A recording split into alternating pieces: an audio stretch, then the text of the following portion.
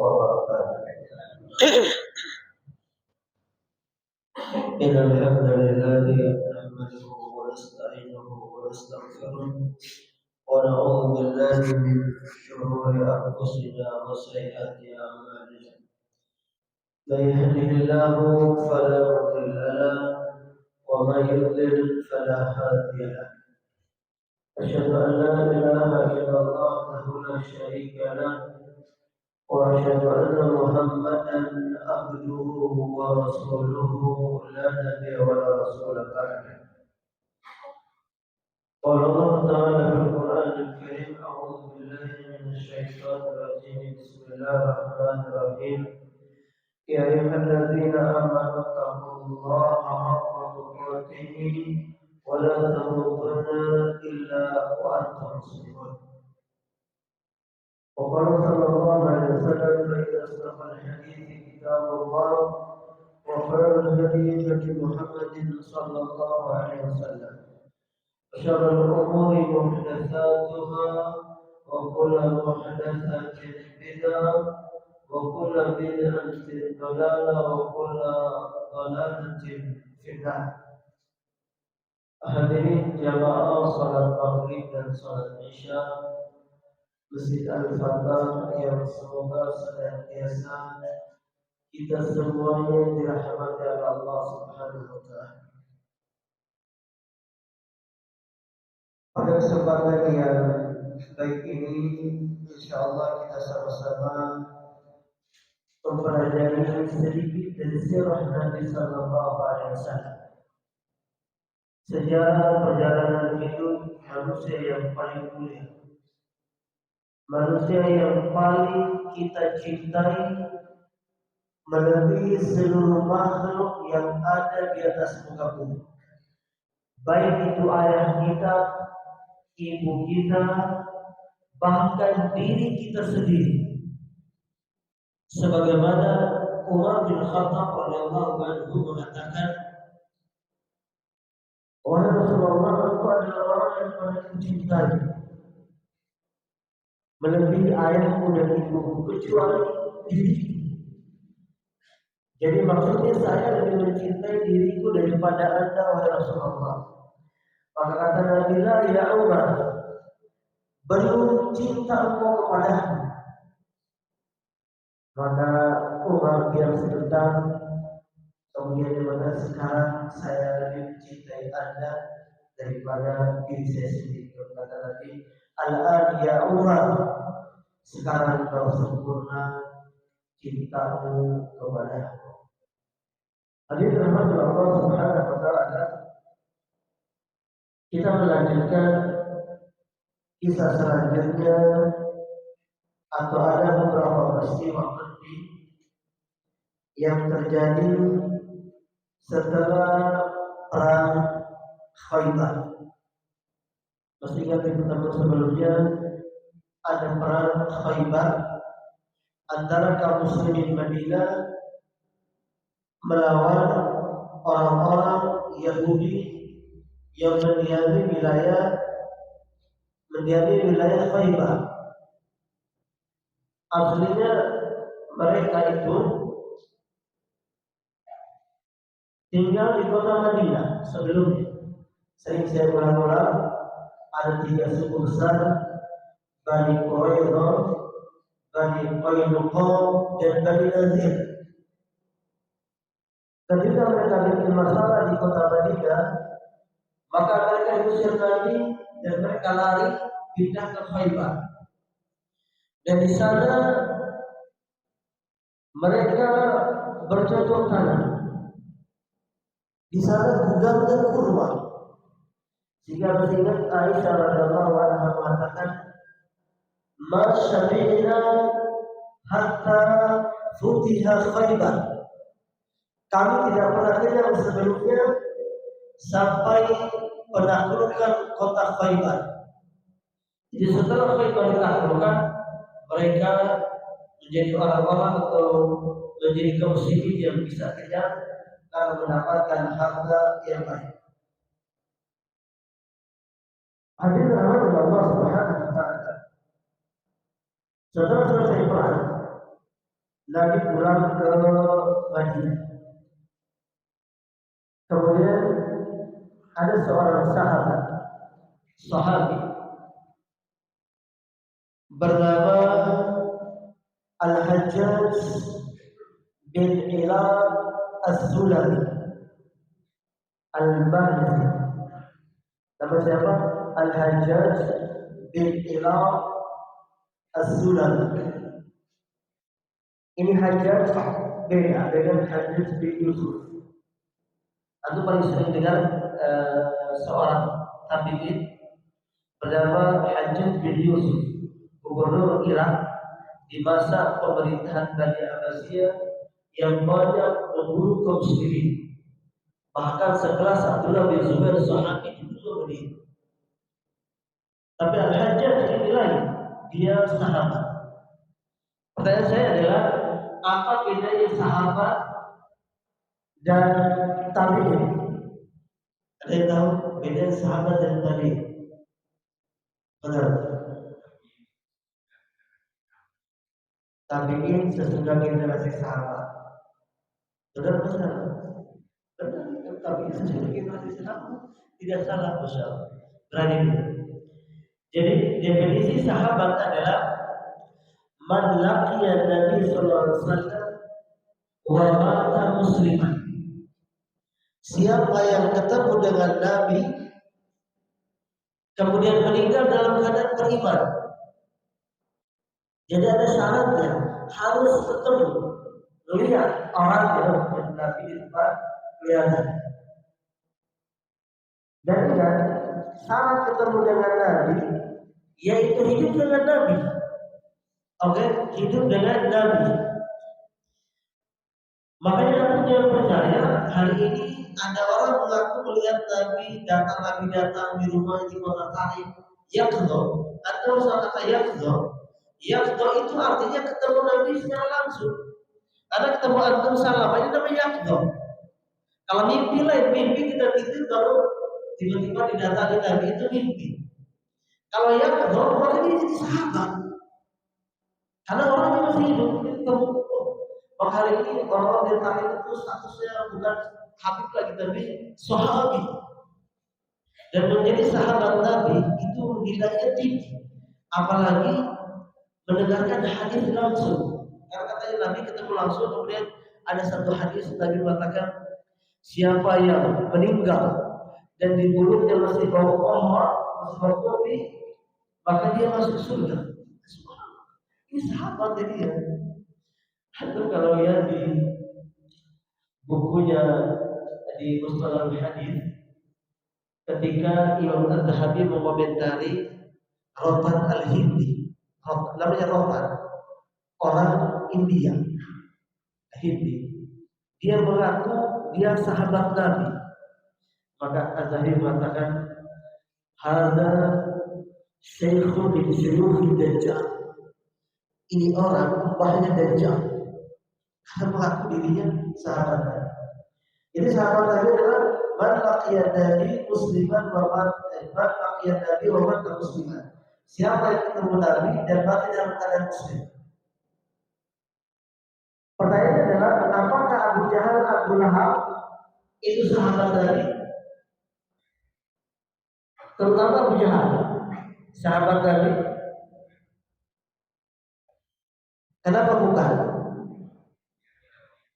Karena mati, dia ketemu Nabi tapi mati bukan dalam muslim. Jadi ya tetap ada itu Abu Jahal apa Abu Lahab? Biar antum jangan salah, karena ada bocah Habib masih magang, dia bilang Abu Jahal. Padahal yang benar bukan Abu Jahal, Abu Lahab. Ayat itu maksudnya Abu Lahab, Amr bin Hisham.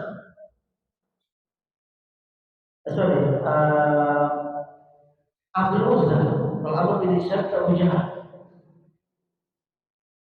Jadi ini dua orang yang dari Abu Jahal, teman kecil Nabi, yang Nabi katakan saya pernah berebutan makanan masih kecil di depan rumah Abdullah bin Juda'an.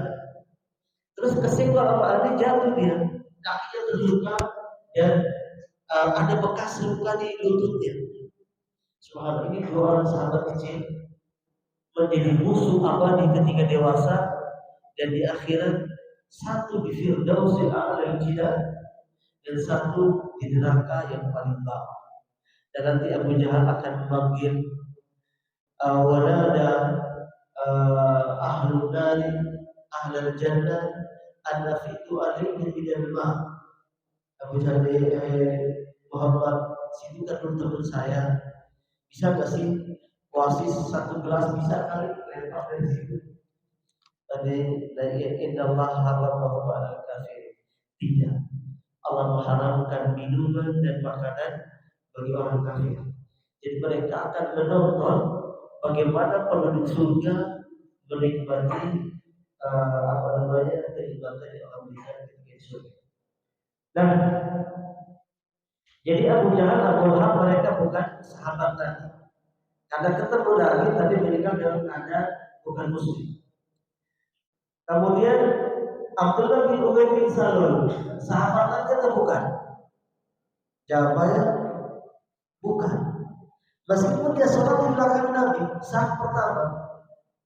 Kenapa bukan sahabat Nabi? Karena dia munafik.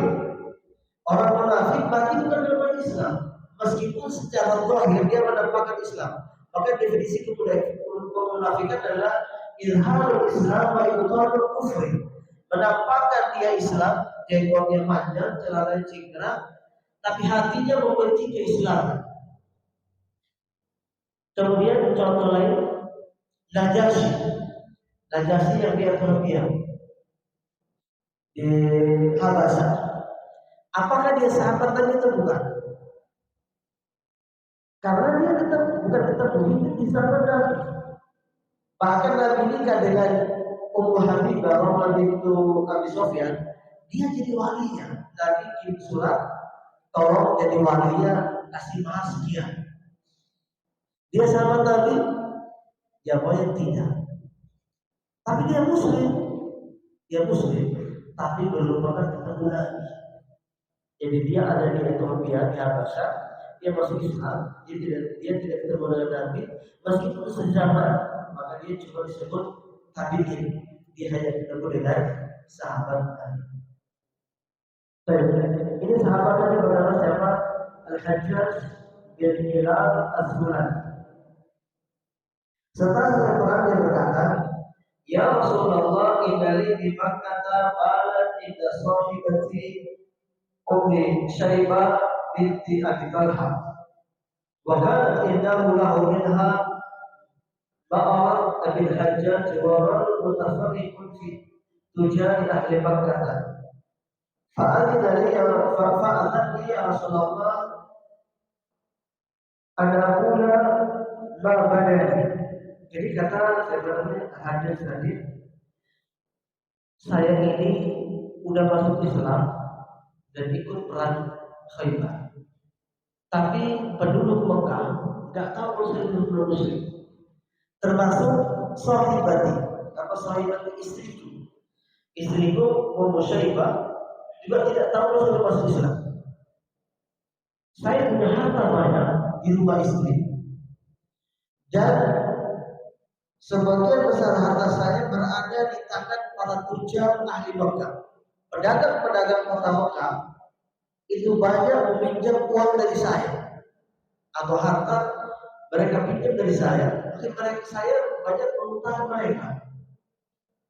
Saya pengen ambil, tapi kesulitan karena kalau mereka tahu saya sudah masuk Islam, istriku nggak bakal ngasih harta saya, dan para pedagang yang tadi pinjam duit saya nggak bakal balikin. Maka tolong, kata dia, wahai Rasulullah, izinkan saya untuk mengatakan sesuatu yang tadinya haram jadi halal buat saya. Apa maksudnya? Maksudnya, izinkan saya mengucapkan apapun. Misalnya saya berbohong, saya mungkin kata-katain antum di depan mereka, tapi halal ya. Kemudian kata Nabi,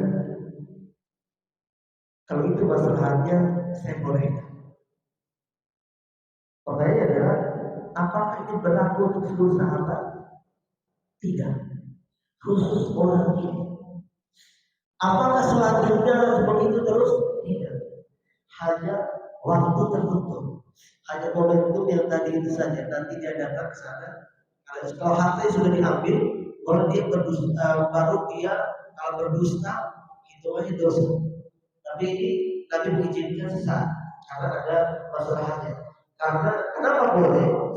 Karena al-harbu khida'un. Perang itu adalah tipu daya.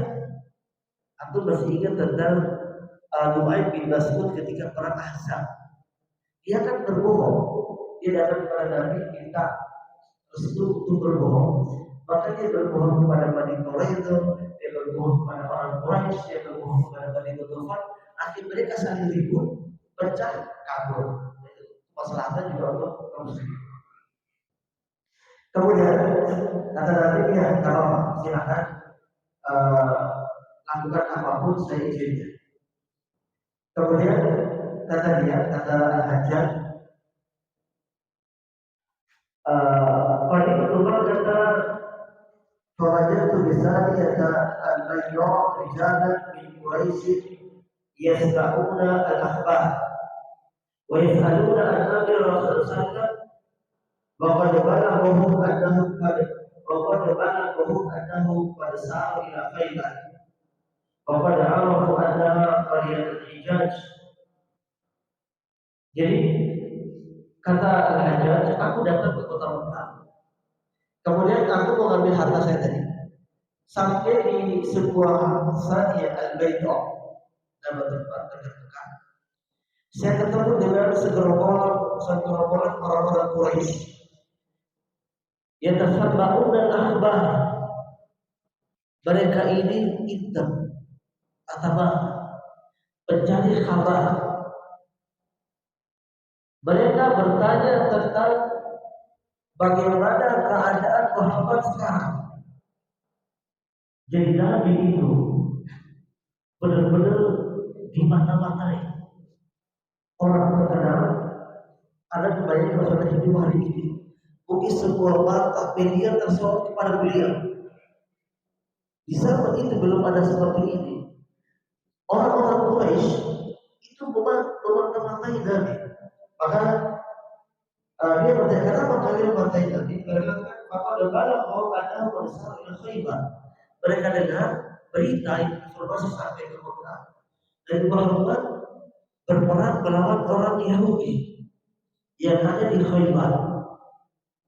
Kemungkinan Nabi dibunuh itu analisa orang-orang Quraisy. Kenapa?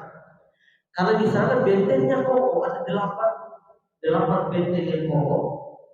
Orang Yahudi punya senjata lengkap, logistik memadai, sedangkan dari Muhammad jauh dari Madinah. Maka yang mereka inginkan adalah berita sampai kepada mereka Muhammad tewas, agar Islam selesai. Jadi Islam itu sudah pengen padam dari awal berdiri sampai hari ini dan seterusnya sampai menjelang kiamat. Maka musuh akan selalu ada. Kemudian kata Al-Hajjaj, "Fahum yatahaddatsun al-akhbar wa yas'aluna al-akhbar." Mereka setiap siapa yang lewat tempat itu mereka bertanya, bagaimana berita tentang Muhammad? Karena orang-orang tatkala mereka melihat saya, qalu Al-Hajjaj bin Hilal qala wa lam yakunu alimu islamin indahu. Dan mereka tidak tahu kalau dia sudah masuk Islam. Karena kata dia, wallahi ini khabar. Jadi Allah, saya ada info penting tentang Muhammad setelah perang Khaybar. Maka kata mereka,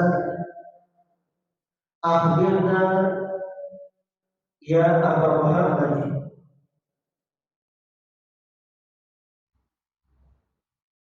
kami mendengar bahwasanya Muhammad sudah berangkat ke daerah Khaybar melawan Yahudi. Maka Hajjaj, Pada orang mengenai kawan ini dan kawan Maisur. Aku juga tahu berita tentang Muhammad berangkat ke Khaybar lawan Yahudi. Dan saya punya kabar, punya berita, Maisur. Dia suruh bikin kalian ini. Ketika kalimat, ketika dia ucapkan kata membuat kalian bahagia, maka mereka sudah pasti berpikir Muhammad dibunuh. Kalau mereka langsung menggerubuti saya, ya boleh ya Hajjaj, Hajjaj benar Muhammad dibantai. Qultu, maka Hajjaj menjawab, hazibatan lam tasma'u bimithliha qattu. Muhammad mengalami kekalahan yang kekalahannya itu belum pernah kalian dengar dalam sejarah manapun. Kalah telak. Wa qutila ashabuhu qatla lam tasma'u bimithlihi qattu. Begitupun sahabat dia yang ikut bersama dia 1.500 orang tewas dibunuh dengan pembunuhan yang sangat mengerikan yang belum pernah kalian lihat. Wa usira Muhammadun asra, dan kalian ketahui Muhammad ditawan, diikat tangannya oleh orang Yahudi. Kemudian kata dia, kata Hajjaj, orang-orang Yahudi ketika mendapat Muhammad tangannya diikat, mereka mengatakan, la taqtuluhu hatta nab'atha bihi ila ahli Makkah. Kita jangan bunuh Muhammad karena mereka tahu bisa dibunuh. Tapi kita kirim dia ke kota Makkah agar fayaqtuluhu baina adhuri biman kana ashabun bil rijali. Biman kana ashabun bil rijali. Kita kirim dia ke kota Makkah agar dia dibunuh oleh orang-orang Quraisy pembesarnya sebagai balas dendam atas terbunuhnya Abu Jahal, Utbah bin Rabi'ah, Syaibah bin Rabi'ah, pembesar mereka yang meninggal di Muhammad bin Badar. Itu kan akan membuat mereka lebih bahagia. Ini pintar juga dalam cerita yang Hajjaj. Dia tidak cerita dari Muhammad dibunuh. Dia cuma bilang sahabat dibunuh. Dari Muhammad ditangkap di tangannya, dibunuhnya di Mekah. Jadi ada kepuasan yang lebih. Sudah dikalah, orangnya akan dipegang di tangan orang-orang musyrikin Mekah. Kata Hajjaj, "Faqalu wa sahu bi Makkah. Wa qalu qad ja'atul khabar wa hadha Muhammadun innama tantaziruna ayyamduba bihi 'alaykum fayuqtal baina adhurikum." Qala qultu a'iduni ala jaddi bani bi Makkah wa ala gharaba'i fa inni uridu an aqluma Khaybar. Mereka tadi kata Al-Hajjaj, mereka langsung bangkit semangat, berlari di tengah-tengah kota Mekah sambil berteriak. Mereka mengatakan, orang yang paling kalian musuhi, paling kalian benci, Muhammad sebentar lagi diseret datang ke kota Mekah, fayuqtal baina adhurikum, akan dipenggal di tengah-tengah kalian. Saking semangatnya mereka teriak semangat. Fakultu, kata Hajjaj, tapi aku bilang kepada mereka, ini berita kalian dapat dari saya, maka saya minta tolong pada kalian sebagai terima kasih kepada saya. A'idu ala jami mali, tolong kumpulkan harta saya yang dipinjam si A, si B, si C. Kamu kesana bilang ada utangnya Hajjaj, bayar. Akhirnya saya nggak nagih, kata Hajjaj, mereka yang nagih. Karena mereka sebentar lagi boleh sebagai bentuk terima kasih, mereka juga mau memenuhi permintaan hajat dari orang meminjam minta akhirnya harta kumpul. Kemudian ambil juga dari istri saya, kumpul semua. Nah, harta semuanya sudah terkumpul dan dibawa ke rumah istrinya. Berita tentang Nabi mau dibunuh dibawa ke kota Mekah sampai ke telinga Al-Abbas bin Abi Thalib. Al-Abbas ini ada di Mekah, dia belum hijrah ke Madinah. Sebagian ulama mengatakan dia masih musyrik, belum masuk Islam. Ada pendapat yang mengatakan dia sudah muslim. Walaupun dia tubuh Islam, tapi dia sembunyikan keislamannya. Saya lebih cenderung ke pendapat kedua, yaitu dia sudah muslim, tapi dia sembunyikan keislamannya agar posisi dia di Mekah sebagai mata-mata Nabi aman. Karena dia mencatat, melaporkan apapun rencana orang-orang Quraisy. Karena dia orang kaya, dia punya akses ke mana-mana. Oh ini ada pertemuan di rumah ini, rencananya begini-begini. Jadi dia tahu, nanti dia tulis surat seperti perang Badar, jumlah berapa orang yang keluar, apa saja mereka bawa, siapa saja yang ikut, itu bisa beri. Kalau nanti dikirim pada budak untuk laporan.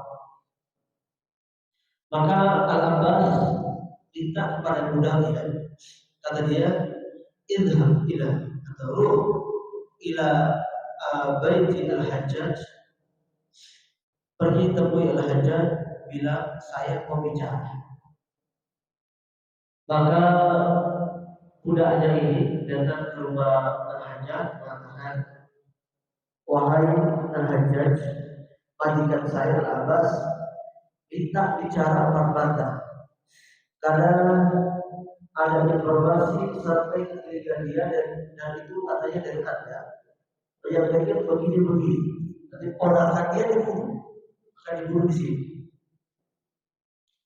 Maka kata Al-Hajjaj, wahai fulan, akhbirhu, beri kabar kepada majikanmu, ayah luwani fi baiti, siapkan satu rumah biar saya berdua dengan dia, dengan Al-Abbas bicara bantah. Saat ini di khabar yasuruh, saya akan datang memberikan kabar yang membuat dia senang. Datang budaknya kasih tahu kepada Al-Abbas bahwa saya tolong kamu siapkan satu rumah kosong biar datang bicara bantah akan mendapatkan kabar menggembirakan. Seketika Al-Abbas bangkit mengecup kening, budaknya makan anggur dia. Padahal berita pertemuan belum, informasi belum juga sampai kepada dia. Kenapa dia melakukan itu? Ada kalimat belakang yasuruhu. Berita ini membuat kamu bahagia, artinya bahwa tidak mengalami peristiwa seperti berita yang sampai ke telinga dia. Akhirnya Al-Abbas bahagia langsung membebaskan. Kemudian datang aja ngobrol yang kata dia, kata Rasul, saya melakukan ini sudah izin kepada perlu kamu tahu kata Raja dari pedang telak dalam perang Khaybar. Orang-orang Yahudi dijadikan pekerja untuk urus rumah-rumah jadi milik Nabi.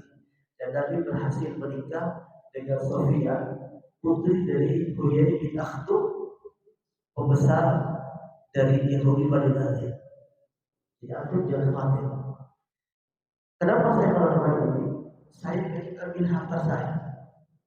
Maka kata dia, beri saya waktu, abdiluni ila salatati ayyam. Beri saya waktu 3 hari untuk mengumpulkan harta saya. Kemudian setelah saya sudah kabur, sudah 3 hari meninggalkan antum kira-kira 3 hari setelah saya kira-kira jauh, nggak bisa dikejar. Maka ceritanya sebenarnya. Akhirnya setelah 3 hari dia sudah pergi bawa hartanya. Al-Abbas bercerita pada orang-orang. Pertama kepada istrinya Al-Hajjaj. Istri datang bersama Islam. Kemudian Al-Abbas datang pura-pura bertanya, ada memastikan kalau dia sudah berangkat. Kata istrinya, dia sudah berangkat dari 3 hari yang lalu. Tapi saya pribadi ikut bersedih atas apa yang menimpa ponakan. Ini kata istrinya aja. Kata Mas, berita itu hoax. Saya sudah ketemu 4 mata dengan suamiku dan dia mengatakan Muhammad baik-baik saja. Itu kata istrinya, aduh kenal, saya juga berpikir seperti itu. Dan Muhammad tidak itu. Kemudian kata Abbas, kalau kamu mau susul suamimu ke Madinah dan masuk Islam. Salahnya dia suami. Maksud saya ini peristiwa pertama menunjukkan bahwa saya dalam kondisi tertentu di masa Nabi Mesir ini, Nabi menginginkan ini orang untuk berkata berbohong, padahal asal berbohong adalah haram. Padahal sekarang apakah poinnya berbohong di luar peperangan? Ya, berbohong kecuali sama biji kedua. Ada yang poin yang di angkat kaki keluar. Ada. Kita lanjutkan ke peristiwa yang kedua. Setelah perang Khaybar adalah datangnya rombongan Ja'far bin Abi Thalib dari Habasyah. Aku banyak kenapa? Karena mereka pergi ke Habasyah itu kalau tidak salah tahun ke-4 atau 5 kenabian. Nabi di Makkah berapa tahun? 13. Kalau mereka berangkat tahun ke-5 kenabian, pada sebelum Nabi hijrah sudah berapa tahun mereka di Habasyah? 8 tahun. Dan mereka datang di tahun ke-7 Hijriah. 8 tambah 5, 15 tahun. 15 tahun mereka tidak ketemu lagi. Mereka dari Habasyah itu langsung kapal itu langsung menuju ke arah Madinah. Jadi mereka tidak ke Mekah karena mereka dapat informasi Nabi sudah tinggal menetap di kota Madinah. Akhirnya mereka sampai. Sebagian sahabat atau sebagian besar sahabat dari Ethiopia itu mereka ke Khaybar untuk Nabi langsung mendekat. Kecuali istri Nabi Ummu Habibah, dia ke Madinah istirahat. Subhanallah, dia ketemu suaminya. Suami istri tidak pernah ketemu berapa tahun? 15 tahun. Nabi kan menikahi dia di Ethiopia. Belum pernah ketemu secara fisik, baru ketemu sekarang. Ummu Habibah ini nama aslinya Muhammad. Adanya Abu Sufyan. Adanya Abu Sufyan. Musuh utama Nabi pembesar kota Mekah. Rupanya putrinya nikah dengan Nabi. Dan orang ini, subhanallah, dia menawarkan adik kandungnya untuk dinikahi oleh Nabi. Jadi karena Nabi istrinya banyak, poligami, maka dia tawarin, Rasulullah gimana kamu nikah sama adik saya juga, biar adik saya mendapatkan keberkahan seperti saya. Kata Nabi, adapun adikmu mengharam hukumnya. Karena Allah mengharamkan di Al-Quran, wa anta jiba'u bainal ukhtaini innama qad salam. Kalian tidak boleh poligami menggabungkan 2 orang bersaudara, kakak dan adik dalam satu waktu, kecuali sudah terdahulu. Karena dahulu kala boleh menikah dengan syariat Nabi yang lain, boleh menikah dengan poligami dengan saudara dari istri orang. Kalau bisa nggak boleh, harus cerai dulu dengan istri pertama, baru menikahi istri kedua. Atau istri pertama meninggal, baru menikah dengan adiknya dari istri kedua. Nah, Abu Habibah ini sebenarnya dia sudah punya suami namanya Ubaidillah bin Jahsy. Ubaidillah bin Jahsy ini saudara Abdullah bin Jahsy. Begitupun saudara-saudaranya juga Zainab bintu Jahsy. salah satu istri Nabi namanya Zainab bintu Jahsy. Yang nikahnya walinya bukan bapaknya, tapi walinya siapa? Siapa jadi walinya Zainab? Allah. Makanya di antara dia bangga dengan istri Nabi adalah kalian semua dinikahkan oleh bapak-bapak kalian. Dia dirasa yang wali saya dan Allah langsung. Luar biasa. Makhluk menikah walinya Tuhan Rabbnya.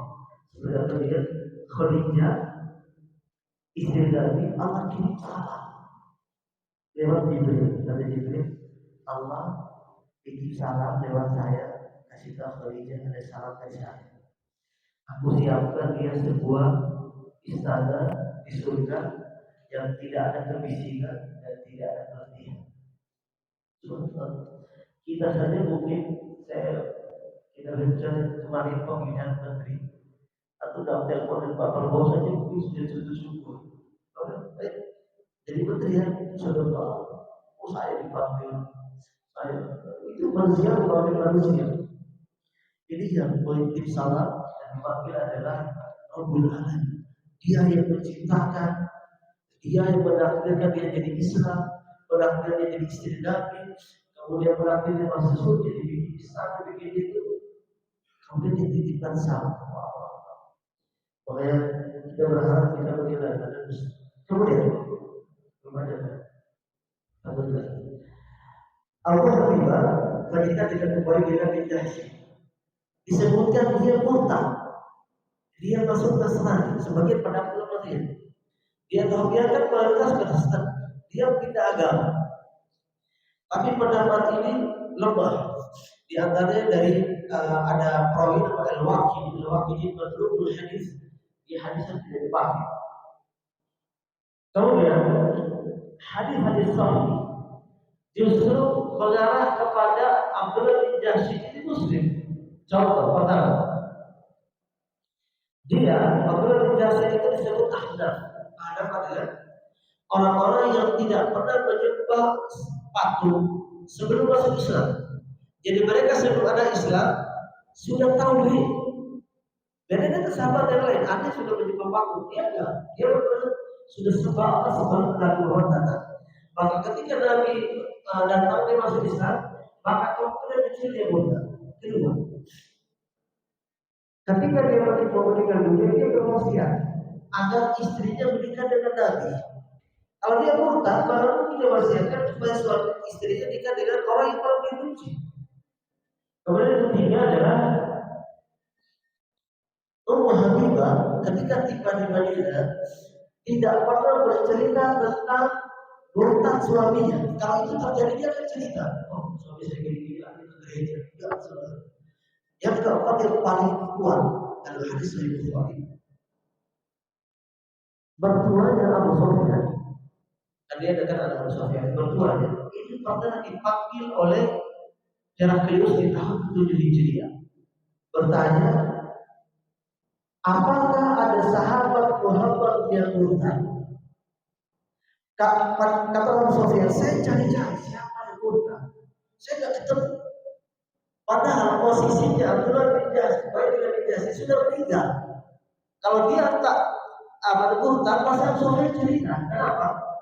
Karena ini mantunya sendiri. Dan peristiwa murtad sudah terjadi, maka dia cerita. Tapi kata Abu Sufyan, tidak satu pun murtad dari Nabi Muhammad SAW. Itu kejadian ini dia ceritakan ketika Ubaidillah bin Jahsy masih berada di Habasyah. Maka dari yang kedua adalah dia meninggal dalam keadaan muslim. Kemudian nanti dalam Allah SWT peristiwa yang terakhir yang cukup menghebohkan setelah perang Khandaq adalah ada perang lagi. Ada perang lagi namanya Ghazwatu Dzatul Riqaq. Perang Dzatul Riqaq. Disebutkan يترجح للنازل في السياق أن غزوة ذات الرقاق كانت بعد خيبر كما ذكر البخاري رحمه الله تعالى وابن القيم وابن الحجر Asy'ari mengatakan para Munafiqun itu terjadi setelah perang Khaybar. Ini pendapat dikeluarkan oleh Imam Bukhari, Ibnu Qayyim dan Ibnu Hajar. Kenapa alasannya perang ini terjadi setelah perang Khaybar? Wa dzalika li musyarakati Abi Musa al-Asy'ari wa Abu Hurairah radhiyallahu ta'ala anhuma fiha wa qad jaa'a ba'da Khaybar. Karena pada Dzul Riqab peserta perangnya ada dua orang pemuka baru, yaitu Abu Musa al-Asy'ari dan Abu Hurairah.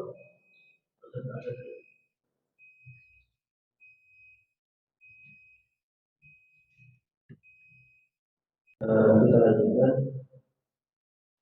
perang Dzul Riqab tadi. Disebutkan kejadiannya setelah perang Khaybar karena Abu Musa al-Asy'ari dan Abu Hurairah ikut dalam perang. Mereka ini dia datang setelah perang Khaybar. Abu Musa al-Asy'ari dan Abu Hurairah ini datang dari mana? Dari Yaman, dari suku di Yaman namanya Daus. Nah, atau pada berpikir, berarti dia baru datang. Kok dia hafalan hadisnya lebih banyak? Karena itu melihat daftar perawi hadis yang paling banyak adalah siapa? Abu Hurairah nomor 1. Padahal baru datang tahun ke-7 Hijriah. Nabi meninggal tahun 11 Hijriah. Berarti waktu besar cuma 4 tahun. Mana Abu Bakar, Umar, Utsman yang sudah menemani Nabi di Mekah. Kenapa mereka nggak melihatkan hadis yang paling banyak? Anda baca selesai ini menjelaskan. Sebenarnya yang paling banyak menghafal hadis adalah Abu Bakar. Abu Bakar Siddiq karena dia yang paling sering bertemu dengan Nabi. Ketika Nabi masih di Mekah, tiap hari kata Aisyah, Nabi itu ke rumah ngomong sama bapak saya. Artinya hadis yang keluar dari mulut Nabi, karena orang tadi berbicara dan keluar dari mulut Nabi itu adalah hadis. Kemudian dia menemani Nabi dari Mekah ke Madinah berduaan, ngobrol, boncengan. Sepanjang jalan ratusan kilo, diem-dieman. Lalu ngobrolnya juga hadis. Coba kita selesaikan kenapa? Karena Abu Bakar kecimpung di pemerintahan, sehingga waktu untuk berbicara tentang hadis Nabi sedikit. Kemudian dia juga menjabat cuma 2 tahun setelah Nabi meninggal. Kemudian pertanyaan adalah Abu Hurairah cerita tentang pertama kali Nabi belajar kaum muslimin orang masuk Islam. Abu Hurairah bercerita seakan-akan dia ikut dalam peristiwa itu. Padahal dia tidak ikut. Padahal dia dapat dari mana itu hadis? Kata para ulama, dia dapat itu dari sahabat yang lain. Bisa jadi dari Abu Bakar, tidak Abu Bakar, sahabat Abu Hurairah. Tapi dulu gini, itu dihafal oleh dia. Kemudian dia ceritakan ke orang. Sahabat yang cerita ke dia itu dia diputus, tidak disebut namanya, tapi dia langsung nyebut ke Nabi. Bilang Nabi begini dari posisi dia kalau saya dengar dari Abu Bakar dari Nabi. Harusnya begitu, hadis itu harusnya begitu. Maka itu disebut mursal. Mursal itu ada perawi yang pokok perawi di atasnya, atau perawi yang menceritakan padanya itu dibuang. Dan mursal sahabat itu tidak bermasalah. Bahkan karena sahabat itu kulluhum udul, sahabat itu semuanya orang jujur dan baik. Maka ketika ada sahabat mendengar cerita sahabat baik, dia tidak perlu menyebutkan sahabat itu lalu sahabat itu langsung kepada Nabi. Beda kalau tabiin dia harus menyebut nama sahabat karena khawatir dia dengan cerita itu dari tabiin lain bukan dari sahabat. Makanya lemah mursal itu hanya dari tabiin langsung loncat ke Nabi, maka ada sahabat yang dilewati. Kemudian kita bercepat.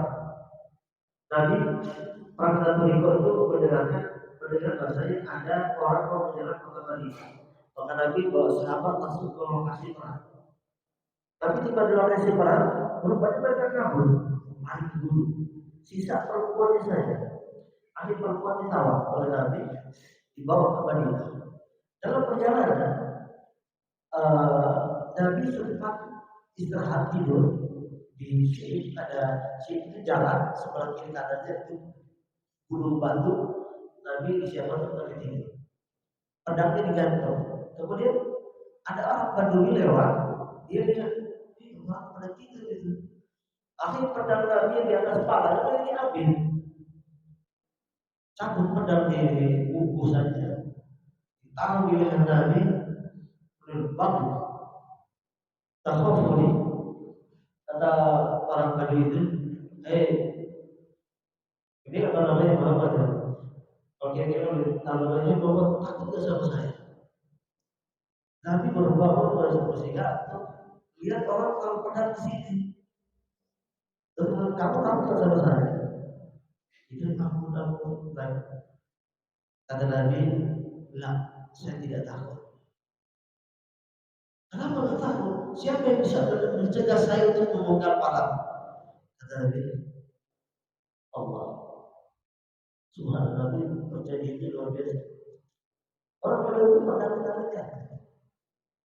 Tiba-tiba duduk aja di depan Nabi, jadi kayak orang doang, jadi gak berani. Nah, ketika mereka istirahat itu, malamnya Nabi tugaskan 2 orang, yaitu di sini siapa namanya? Ammar bin Yasir dan Abbad bin Bishr untuk jaga malam riba. Karena semuanya tidur takut musuh jalan, karena lari ke gunung. Rupanya iya, ada orang, ada bapak-bapak satu kejar mereka. Karena dia turun dari gunung, dia lihat istrinya paling cantik di bawah. Dia bilang, saya akan bunuh Muhammad dan kawan-kawan ini. Saya akan menembak kamu. Akhirnya dia datang. Sampai malam dia berjalan sampai malam. Ketika dia sampai di lokasi lagi istirahat dan sahabat, dia lihat ada 2 orang yang jaga. Tapi 1 orang itu tidur, terus bergegas untuk tidur. 1 lagi jaga, tapi sibuk sholat. Ammar bin Yasir dan Ammar bin Bishr kata Ammar Yasir, situ mau jaga jam berapa? Awal malam atau akhir malam? Sepertiga malam. Kata Ammar bin Bishr, jadi saya awal malam saya. Kata Ammar Yasir, saya bagian sepertiga malam. Nanti situ sudah selesai jamnya bangun saya. Kata Ammar bin Bishr, oke. Karena dia jaga di dalam kondisi aman, dia tahajud, sholat tahajud. Datang orang ini yang di belakang, bahwa ini orang malah sibuk sholat, kesempatan. Kemudian, 1 alat panah tajam. Kalau kita mau menjaga, kita sebut aja langsung garuk ya. Dia langsung cuma tarik, lanjutkan sholatnya. Jangan bocor. Padahal lagi sebenarnya tetap cabut lanjut sholat. Sampai pada ketiga atau keempat, darah semakin banyak, lalu pasti jatuh. Dia merangkak, begini, sambil bangunin Ammar bin Yasir, bangun saya kehabisan darah yang lemes. Kenapa? Saya dipandang oleh orang. Kata Ammar, halal narbah tadi. Kenapa tidak bangun saya? Kata dia, aku lagi menikmati baca Quran, jadi malas berhentiin sholatnya. Kita kalau sekali kerjaan kegigit ular aja loncat-loncat, bangun ini tidur semua. Sahabat Rasul luar biasa. Akhirnya Ammar bin Yasir yang bangun untuk menghadap orang ini. Kemudian mereka pulang.